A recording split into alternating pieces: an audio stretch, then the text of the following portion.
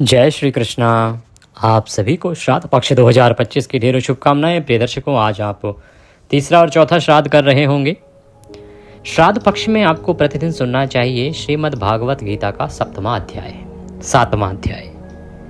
ऐसा इसलिए क्योंकि गीता का जो ये 7वां अध्याय है, ये आपके पितरों की तृप्ति के लिए और मुक्ति के लिए मार्ग खोलता है। शास्त्र कहते हैं कि जब आप इस गीता के 7वें अध्याय को सुनते हैं, विधि विधान से सुनने के बाद जब इसका पुण्य आप अपने पितरों को अर्पित करते हैं, तो उससे आपके पितृ तृप्त होते हैं। और अगर वो कहीं किसी गहरी यातना में भी हों तो वहाँ भी उन्हें तृप्ति मिलती है, मुक्ति मिलती है। और जब पितृ मुक्त होते हैं, तृप्त होते हैं, प्रसन्न होते हैं, तो वो आपको आशीर्वाद देते हैं और आपके जीवन के सभी संकटों का नाश होता है। बड़ा ही साधारण कर्म जो शास्त्रों में बताया गया है, इससे सिंपल कोई कर्म नहीं है प्रसन्न करने के लिए पितरों को। तो आइए इस वीडियो में हम गीता का 7वां अध्याय सुनेंगे। बताएंगे आपको विधि की कैसे आप इस गीता के 7वें अध्याय का पुण्य अपने पितरों को अर्पित करें, क्या विधि है, क्या नियम है और कैसे पाठ आपको सुनना है। पाठ आरंभ करें उससे पहले आपसे निवेदन है कि यह परम पूजनीय श्रीमद् भागवत गीता का पाठ का वीडियो है, तो कृपया एक बार वीडियो को लाइक अवश्य कर दीजिएगा। परमेश्वर वासुदेव की कृपा प्राप्त करने के लिए कि आपके पितृ तृप्त हों, कमेंट बॉक्स में लिखिएगा जय श्री कृष्ण। अपने पितरों की तृप्ति के लिए, प्रसन्नता के लिए लिखिएगा जय पितृदेव। आप देख रहे हैं देवभूमि ज्योतिष संस्थान का प्रतिष्ठित यूट्यूब चैनल देवभूमि धार्मिक। हम यहाँ पर सभी व्रत और त्योहारों की सही शास्त्रीय जानकारी प्रदान करते हैं। ज्योतिष शास्त्र और पंचांग के आधार पर आपको बताते हैं कि कौन सी तिथि कब है, व्रत आदि कब करना है, क्या विधि है, क्या नियम है और क्या गलती आपको नहीं करनी है। यदि आप सभी व्रत और त्योहारों की सही शास्त्रीय जानकारी पाते रहना चाहते हैं, सही कथाएं सुनते रहना चाहते हैं, समय समय पर सही उपाय जानते रहना चाहते हैं, तो अभी चैनल को सब्सक्राइब कीजिए और बेल आइकन को प्रेस कीजिए। जब आप सब्सक्राइब का बटन दबाते हैं तो वहाँ एक घंटी का निशान बना हुआ आता है, उसे अवश्य दबाइएगा, तभी आपको हमारे सारे वीडियो प्राप्त होंगे, अन्यथा आपसे जानकारी छूट जाएगी। आइए प्रिय दर्शकों, जानकारी आरंभ करते हैं। सबसे पहले विधि जान लेते हैं कि पाठ शुरू करने से पहले आपने करना क्या है, फिर हम पाठ आरंभ करेंगे। जिस भी किसी दिन आप श्राद्ध कर रहे हैं, देखिए सबसे पहला तो इस पाठ को करना कब चाहिए। श्राद्ध पक्ष में इसे प्रतिदिन सुनना चाहिए। जितने दिन निकल गए सो निकल गए, जो बचे हैं उन पे कर लो। मैं फिर कहूँगा कि यदि आपने श्राद्ध पक्ष में प्रतिदिन गीता के 7वें अध्याय को सुन के उसका पुण्य अपने पितरों को अर्पित किया, पितरों को तर्पण किया, तो आपका ये जो जीवन की रेखाएं हैं ना, ये आप स्वयं बदलते देखेंगे। जी हाँ, शास्त्रों में प्रमाण है इसका। आपके पितरों को यदि आपने तृप्त कर दिया तो आपके जीवन की रेखाएं बदल जाती हैं, विधाता बदलने पे मजबूर हो जाता है। इतनी शक्ति है पितरों में। भगवान स्वयं नारायण कहते हैं, प्रथम पितृ पूजा तदोपरांत देव पूजा। पितृ प्रसन्न हैं तो देव अपने आप प्रसन्न हो जाएंगे। पितरों को मनाइए पहले, पितरों का ध्यान कीजिए पहले। इसीलिए ये श्राद्ध पक्ष जो है वो अति उत्तम है और बहुत ही महत्वपूर्ण है। और श्राद्ध पक्ष जो है, इसको न जाने क्यों लोग दूषित रूप से देखते हैं। ये तो हर्ष उल्लास का समय होता है साहब, ये खुशियों का समय है। इसे नेगेटिव नहीं देखना चाहिए, नकारात्मक दृष्टि से नहीं देखना चाहिए।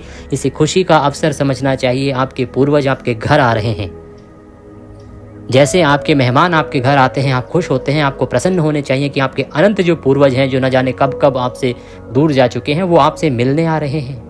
आप प्रसन्न होइए, प्रसन्नता से उनका स्वागत कीजिए। आप उनका स्वागत करेंगे, वो इतना आशीर्वाद आपको देंगे कि आपके जीवन के सब संकट दूर हो जाएंगे। तो प्रातः काल स्नान कीजिए, स्नान आदि से निवृत्त हो जाइए। स्नान आदि से निवृत्त होके जब आप ये पितृकर्म करने बैठेंगे तो एक तांबे का लोटा लीजिएगा। उसमें पहले थोड़ा गंगा जल भरिए, फिर शुद्ध जल भरिए। तदोपरांत उसमें एक तुलसी का पत्ता डालिए, एक कुशा डालिए, सफ़ेद फूल मिल जाए तो वह डालिए। ये सारी सामग्री डालने के बाद आसन लगाइए, दक्षिण दिशा की ओर मुख करके बैठ जाइए, लोटे को सामने रखिए और गीता के 7वें अध्याय का श्रवण करना आरंभ कीजिए। गीता का 7वां अध्याय सुनिए। सुनने के बाद यह जो पुण्य है, ये पितरों को अर्पित करना है। कैसे अर्पित करना है ये पाठ के बाद मैं आपको बताऊंगा कि कैसे संकल्प करके पुण्य अर्पित करना है और कैसे इस जल से तर्पण करना है। तो सामग्री सामने रखिए, लोटा सामने रखिए, भगवान वासुदेव के चरणों में मन को लगाइए। हम गीता का 7वां अध्याय आरंभ करते हैं। बोलिए श्री कृष्णचंद्र भगवान की जय। अथ 7वां अध्याय। श्री भगवान बोले, हे पार्थ, अनन्य प्रेम से मुझ में आसक्त चित्त तथा अनन्य भाव से मेरे परायण होकर योग में लगा हुआ तू जिस प्रकार से संपूर्ण विभूति, बल, ऐश्वर्य आदि गुणों से युक्त सबके आत्मरूप मुझको संशय रहित जानेगा, उसको सुन। भगवान कहते हैं कि अर्जुन, तुम्हारा मेरे भीतर अनन्य भाव है, अनन्य प्रेम है और सदा ही तुम्हारा चित्त मुझ में लगा हुआ है। इसीलिए हे अर्जुन, मुझे तुम जिस सच्चे रूप में जानोगे, बल ऐश्वर्य गुणों से युक्त संशय रहित जानोगे, वह सुनो, मैं तुम्हें सुनाता हूँ। मैं तुम्हारे लिए विज्ञान सहित तत्व ज्ञान को पूर्णतया कहूँगा। विज्ञान के साथ जो तत्व का ज्ञान है ना, मूल ज्ञान, वो तुम्हें बताऊँगा। और वो ऐसा ज्ञान होगा जिसे जानकर संसार में फिर कुछ और जानने योग्य शेष ही नहीं रह जाएगा। हे अर्जुन, हजारों मनुष्यों में कोई एक मेरी प्राप्ति के लिए यत्न करता है। सभी लोग वासुदेव को नहीं भजते। भगवान कहते हैं कि इतने सारे मनुष्य हैं, सब लोग मुझे प्राप्त करना नहीं चाहते। सबके मन में है ही नहीं कि मुझे प्राप्त किया जाए। हजारों में कोई एक होता है जिसकी इच्छा होती है कि मुझे प्राप्त किया जाए, वासुदेव को प्राप्त किया जाए, और वो उसके लिए यत्न भी करता है, प्रयत्न भी करता है। और उन यत्न करने वाले योगियों में भी कोई एक ही, हजारों में कोई एक होता है। जो एक होता है उनमें भी कोई विरला ही होता है जो मेरे परायण होकर मुझको तत्व से अर्थात यथार्थ रूप से जानता है। जो भगवान वासुदेव को यथार्थ रूप से जान पाए वह तो विरलों में भी विरला ही होता है। भगवान आगे कहते हैं कि अर्जुन, पृथ्वी, जल, अग्नि, वायु, आकाश, मन, बुद्धि और अहंकार, इस प्रकार यह 8 प्रकार से विभाजित मेरी प्रकृति है। ये जो मेरी प्रकृति है, यह 8 प्रकार से विभाजित है। यह 8 प्रकार के भेदों वाली तो अपरा अर्थात मेरी जड़ प्रकृति है। और हे महाबाहो, इससे दूसरी को, जिससे ये संपूर्ण जगत धारण किया जाता है, मेरी जीव रूपा परा अर्थात चेतन प्रकृति जान। हे अर्जुन, तू ऐसा समझ कि संपूर्ण भूत इन दोनों प्रकृतियों से ही उत्पन्न होने वाले हैं और मैं संपूर्ण जगत का प्रभव तथा प्रलय हूँ, अर्थात संपूर्ण जगत का मूल कारण हूँ। कि अर्जुन, ये जो जगत में जो कुछ भी उत्पन्न होता है ना, उस सब का बीज रूप मैं ही हूँ। ये सब मुझसे ही उत्पन्न होते हैं, मैं ही प्रलय लाता हूँ और मैं ही इसका मूल कारण हूँ। हे धनंजय, मुझसे भिन्न दूसरा कोई भी परम कारण है ही नहीं। यह संपूर्ण जगत सूत्र में सूत्र के मणियों के सदृश मुझ में ही गुथा हुआ है। ये जो संसार है ये मेरे अंदर ही समाहित है, मुझ में ही गुथा है।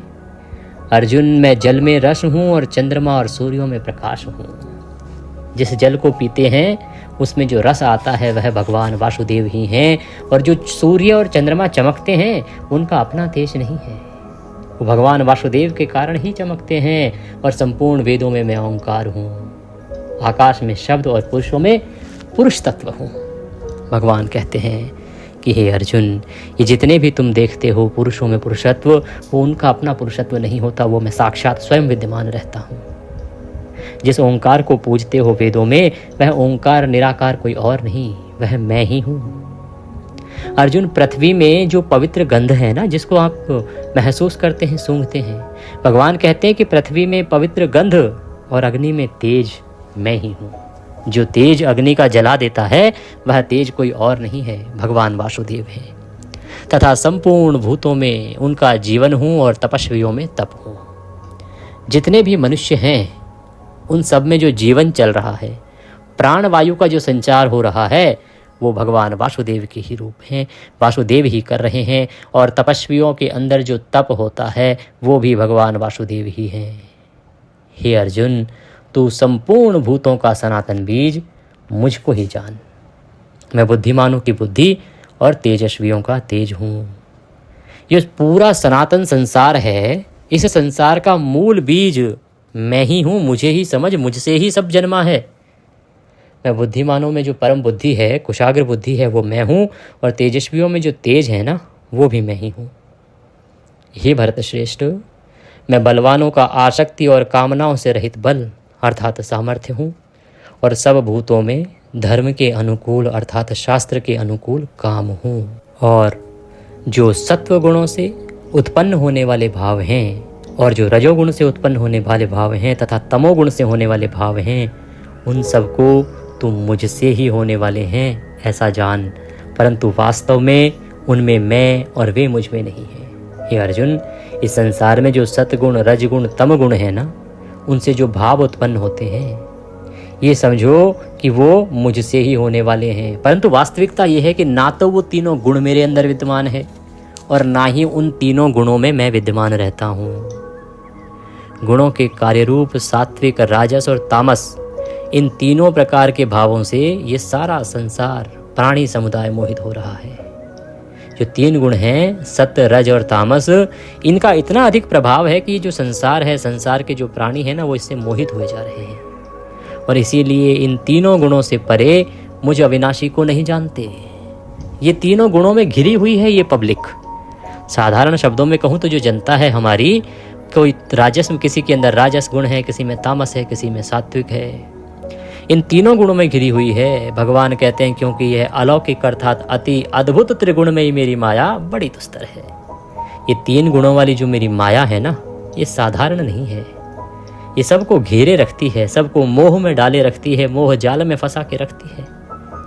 परंतु जो पुरुष केवल मुझको ही निरंतर भजते हैं, वे इस माया को उल्लंघन कर जाते हैं, अर्थात संसार से तर जाते हैं। हे अर्जुन, ये जो माया है, ये मनुष्य को घेरे रखती है, मनुष्य में अनेक प्रकार के विकार उत्पन्न करती है, भावनाएं उत्पन्न करती है, और मनुष्य उन्हीं में घिरा रहता है। भगवान की ओर, परमात्मा की ओर, मुक्ति की ओर उसका ध्यान ही नहीं जाता। परंतु कुछ विरले होते हैं, कुछ विरले होते हैं जो इस माया का उल्लंघन कर जाते हैं, अर्थात इस संसार से तर जाते हैं। माया के द्वारा जिनका ज्ञान हरा जा चुका है, ऐसे आसुर स्वभाव को धारण किए हुए मनुष्यों में नीच दूषित कर्म करने वाले मूढ़ लोग मुझको नहीं बचते। कि हे अर्जुन, इस माया के द्वारा जिन भी प्राणियों का ज्ञान हर लिया गया है ना, उनका भगवान से कोई लेना देना नहीं। वो मुक्ति के विषय में सोचते ही नहीं, वो कामनाओं में आसक्त रहते हैं।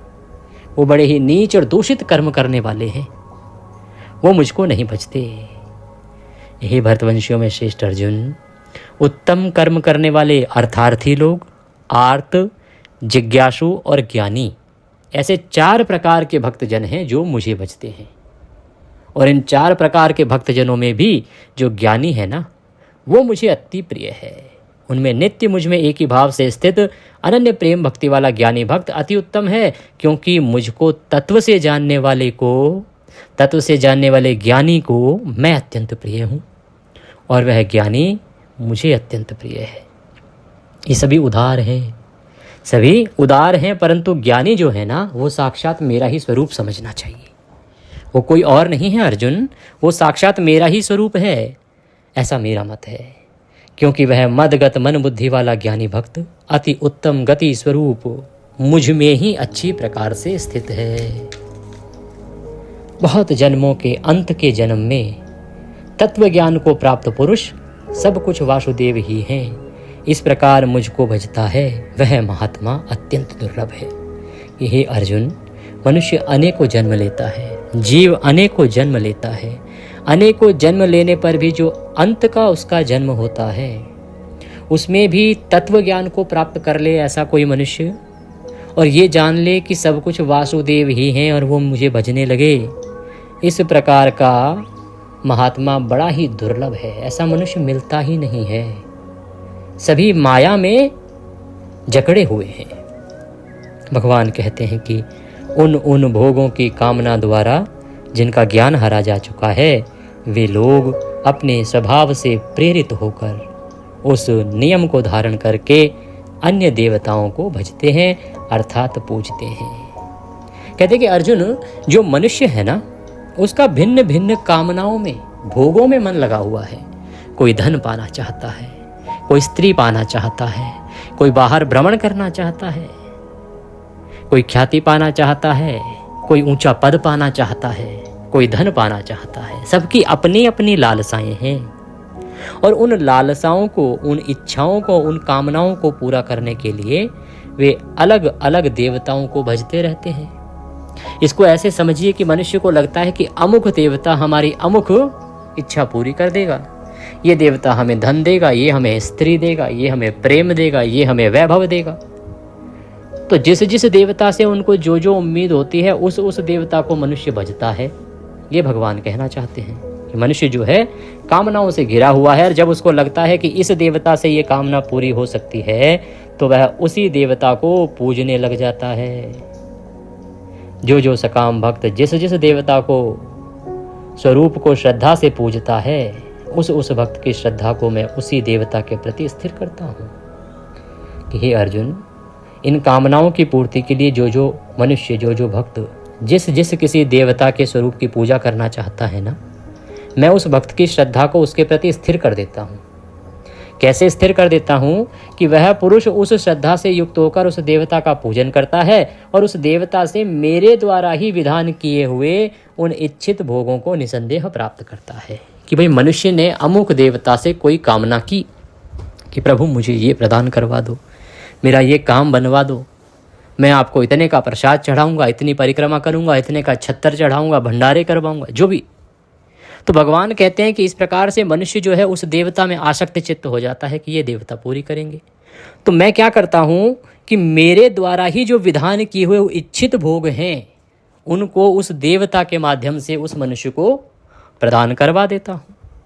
इससे उस मनुष्य की श्रद्धा उस देवता के अंदर और अधिक हो जाती है और वह उसी देवता को पूजने लग जाता है। क्योंकि वास्तविकता यह है कि वो इच्छा तो पूरी वासुदेव के द्वारा ही की गई है, परंतु भगवान है ना, वो अपनी माया को काट थोड़ी देंगे। वो कहते हैं कि अच्छा इनमें इनकी श्रद्धा है, कोई बात नहीं, ये श्रद्धा इनमें बनी रहे, जो इनके लिए मैंने निर्धारित किया है वो मैं इनके द्वारा दे देता हूँ।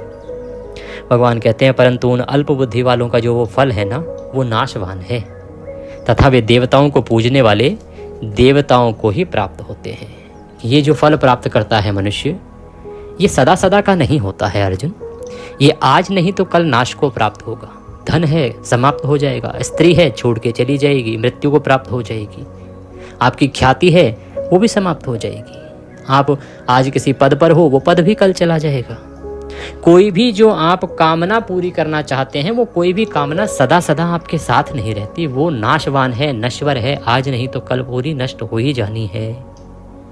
और जो देवताओं को भजने वाले हैं ना, वो उन्हीं देवताओं के पास जाते हैं, मेरे पास नहीं आते। वो उन्हीं देवताओं को प्राप्त होते हैं। और जो मेरे भक्त हैं, चाहे वो जैसे ही भजें, थोड़ा भजें, कम भजें, पर वे अंत में मुझको ही प्राप्त होते हैं, अर्थात उनकी मुक्ति हो जाती है।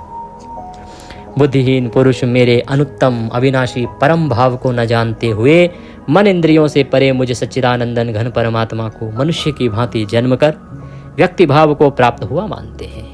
भगवान वासुदेव कहते हैं कि ये जो मनुष्य है ना, इसको लगता है कि मैं भी बार बार मृत्यु को प्राप्त होता हूँ, फिर जन्म लेता हूँ और जन्म कर व्यक्ति भाव को प्राप्त हुआ साधारण मनुष्य हूँ। अपनी योग माया से छिपा हुआ मैं सबके प्रत्यक्ष नहीं होता, इसलिए यह अज्ञानी जन समुदाय मुझे जन्म रहित अविनाशी परमेश्वर को नहीं जानता, अर्थात मुझको जन्मने और मरने वाला समझता है, जबकि मैं तो जन्म रहित हूँ। मेरा तो कभी जन्म ही नहीं होता, मृत्यु कहाँ से होगी, मैं अजन्मा हूँ। परंतु ये मनुष्य समुदाय मुझे नहीं समझता। हे अर्जुन, पूर्व में व्यतीत हुए और वर्तमान में स्थित तथा आगे होने वाले भूतों को मैं जानता हूँ। जो पीछे हुए हैं, जो हो रहे हैं और जो आगे होंगे, उन सबको मैं जानता हूँ, परंतु मुझको कोई भी श्रद्धा भक्ति रहित पुरुष नहीं जानता। जिसके अंदर श्रद्धा नहीं है, भक्ति नहीं है, ऐसा पुरुष मुझको कभी नहीं जान सकता। हे भरतवंशी अर्जुन, संसार में इच्छा और द्वेष से उत्पन्न सुख दुख आदि द्वंद्व रूप मोह से संपूर्ण प्राणी अत्यंत अज्ञानता को प्राप्त हो रहे हैं, परंतु निष्काम भाव से श्रेष्ठ कर्मों का आचरण करने वाले जिन पुरुषों का पाप नष्ट हो गया है, वे राग द्वेष जनित द्वंद्व रूप मोह से मुक्त दृढ़ निश्चयी भक्त मुझको सब प्रकार से भजते हैं। अर्जुन, जो मेरे शरण होकर जरा और मरण से छूटने के लिए यत्न करते हैं, वे पुरुष उस ब्रह्म को, संपूर्ण आध्यात्म को, संपूर्ण कर्म को जानते हैं। जो पुरुष अधिभूत और अधिदैव के सहित तथा अधियज्ञ के सहित मुझे अंत काल में भी जानते हैं, वे युक्ति चित्त वाले पुरुष मुझे जानते हैं, अर्थात प्राप्त होते हैं। भगवान वासुदेव कहते हैं कि हे अर्जुन, जो मेरे शरण में आता है ना, वो इस जन्म मरण के बंधन से छूट जाता है। और जो पुरुष अधिभूत और अधिदैव के सहित तथा अधियज्ञ के सहित अर्थात सबका आत्मरूप मुझ में अंत काल में भी जान लेता है। यदि कोई जीव अपने अंतिम समय पर भी ये समझ ले कि सब कुछ वासुदेव ही हैं और मुझे भज लेता है, तो वह भी मुझे प्राप्त हो जाता है और उसकी भी मुक्ति हो जाती है। ओम तत्सदिति श्रीमद्भागवत उपनिषदस्तु श्री ब्रह्म विद्यायाम योग शास्त्रे श्री कृष्ण अर्जुन संवादे ज्ञान विज्ञान योगो नाम सप्तमो अध्याय संपूर्ण। बोले कृष्ण भगवान की जय। इसी के साथ ये 7वां अध्याय यहाँ पूर्ण होता है। आप हाथ जोड़ के नमस्कार कीजिए भगवान को हाथ जोड़ के नमस्कार करके जो लोटा है उसको हाथ में उठा लीजिए। संकल्प कीजिए मन ही मन की, हे प्रभु, हे नारायण, हे वासुदेव, हमने ये जो गीता का 7वां अध्याय श्रवण किया है, इससे जो भी पुण्य हमें प्राप्त होता है वह संपूर्ण पुण्य मैं अपने इन पितरों को अर्पित करता हूँ। वो संपूर्ण पुण्य मेरे पितरों को प्राप्त हो। इसमें आप अपने पितरों का नाम ले सकते हैं, उनके साथ कोई संबंध है तो वो बोल सकते हैं, या सर्वे पितृ, मैं अपने सभी पितरों को वह पुण्य अर्पित करता हूँ, ऐसे बोल सकते हैं कि ये पितरों को प्राप्त हो और वो तृप्त हो, प्रसन्न हो। इस प्रकार से संकल्प करना है। संकल्प करने के बाद ये जो लोटे में जल है ना, इससे तर्पण करना है। एक बड़ा पात्र ले लीजिए, उसमें जल छोड़ते हुए तर्पण करेंगे। तर्पण का जो क्षेत्र होता है ना, वो होता है सीधे हाथ में अंगूठे और उंगली के बीच का क्षेत्र। मैं आपको वीडियो के माध्यम से भी बता दूंगा। अगर आप जानना चाहते हैं, वीडियो चाहते हैं, तो कमेंट बॉक्स में लिख के बताइएगा। अगर अधिक लोग चाहेंगे कि हाँ जी वीडियो देखना चाहते हैं, तो मैं निश्चित ही 1 या 2 दिन में ही आपको श्राद्ध का तर्पण कैसे करना है उसका वीडियो दिखा के बता दूंगा, बना के बता दूंगा कि हाँ जी ऐसे तर्पण करना है। मैं स्वयं करके दिखा दूंगा। तो तर्पण करना कैसे है कि सीधे हाथ के अंगूठे और उंगली के बीच से जल आपने, ये जो लोटे का जल है, ये अपने पितरों को अर्पित करना है मंत्र बोलते हुए। मंत्र क्या बोलेंगे? ओम ह्रीं श्रीं क्लीं स्वधा देव्यै स्वाहा। ओम ह्रीं श्रीं क्लीं स्वधा देव्यै स्वाहा। मैं स्क्रीन पर भी मैं बोलूँगा हमारे एडिटर को कि वो स्क्रीन पर भी इस मंत्र को लिख दें, जिससे कि आप वहाँ से पढ़ के भी बोल पाएँ। ये मंत्र जपते हुए तर्पण कीजिए। तर्पण का जब पूर्ण हो जाए तो अपने पितरों से प्रार्थना कीजिए कि हे मेरे पितरों, ये जल आप ग्रहण करो, इससे तृप्त हो तथा प्रसन्न हो के मुझ पे तथा मेरे परिवार पर सदा अपना आशीर्वाद बनाए रखें। हम सदा आपको यूं ही स्मरण करते रहें, आपका पूजन करते रहें, आपको तृप्त करते रहें, ऐसा आशीर्वाद दें। ये जल जो है आप पीपल पर चढ़ा दीजिएगा। रविवार के दिन पीपल को नहीं देना है, बाकी दिनों में पीपल पर चढ़ाइएगा और ऐसे स्थान पर चढ़ाइएगा जहाँ पैरों में जल ना आए। जब जल चढ़ाएं तो पितरों को याद करते हुए कि मेरे पितरों, आप इस जल को ग्रहण करो। मेरे सभी पितृ जो मुझसे इस जल की कामना करते हैं या तृप्ति की कामना करते हैं, वो सभी इस जल को ग्रहण करें। कई बार क्या होता है कि हमारे जो कुछ पितृ ऐसे भी होते हैं जिनको हम जानते ही नहीं हैं और वो हमसे कामना रखते हैं कि भाई हमारी भी तृप्ति हो जाए। तो इसीलिए आप सर्वे पितरा ही कीजिएगा। जल अर्पित कीजिए, नमस्कार कीजिए। ये कार्य आपको करना कब चाहिए? कुतुब काल का समय जो है ना, इस जल अर्पण के लिए बहुत उत्तम है। लगभग 11:30 से और 12:15 का समय होता है कुतुब काल का। बाकी हर एक राज्य में थोड़ा थोड़ा ऊपर नीचे होता है, तो आप अपने यहाँ से चेक कर लीजिएगा या पूछ लीजिएगा, मैं अपने यहाँ से बता दूंगा। ठीक है जी, ये कर्म आपने करना है। इस कर्म को आपने अगर 15 दिन कर लिया, जितने भी दिन बचे हैं श्राद्ध के उतने दिन कर लिया, आपका निश्चित कल्याण हो जाएगा। क्योंकि आपके जीवन की जो अनेकों परेशानियाँ हैं ना, उनका हल हमारे पितृ ही हैं। आर्थिक परेशानी है, धन आपके पास नहीं है, अनेक प्रयास करने के बाद भी बिजनेस नहीं चल रहा, व्यापार नहीं चल रहा, नौकरी नहीं चल रही, शायद पितृदोष या पितरों की नाराजगी हो सकती है। वंश वृद्धि रुक गई है, संतान जो है उत्पन्न नहीं हो रही है, पितरों की नाराजगी हो सकती है। घर में ग्रह कलेश बहुत है, परिवार टूट रहे हैं, भाई भाइयों में झगड़ा है, पति पत्नी में झगड़ा है, पितृदोष या पितरों की नाराजगी का सूचक है। तो ऐसी बड़ी बड़ी परेशानियां हैं जिनका आपको समाधान मिल जाएगा। 15 दिन ये कर्म कीजिए। बाकी तो परमात्मा है, आपका कल्याण करेंगे। दक्षिणा स्वरूप यदि आप कुछ भी भेजना चाहते हैं तो स्क्रीन पर नंबर आ रहा है, उस पर भेज सकते हैं। कुंडली के विषय में बड़े आपके प्रश्न आ रहे हैं। कुंडली के विषय में अगर आप कुछ भी जानना चाहते हैं तो हमारा नंबर आता है स्टार्टिंग में, उस पर व्हाट्सएप के माध्यम से अपनी जानकारी दीजिए। और कुंडली के लिए एक समय निर्धारित है, उस समय पर आप हमसे मिलिए। दक्षिणा रहेगी 500 रुपये, जो कि जन्मपत्री देखने के लिए रहेगी। तो अगर कोई भी जन्मपत्री आदि दिखाना चाहता है तो व्हाट्सएप पर संपर्क कर सकते हैं। दक्षिणा के लिए नंबर जो आ रहा है, जिस पर आप हमारे आज के पाठ के निमित्त यदि कोई दक्षिणा भेजना चाहते हैं तो भेज सकते हैं। 9004346599 ये हमारा नंबर है, इस पर आप दक्षिणा भेज सकते हैं। नारायण सब पर कृपा करें। हरे कृष्ण।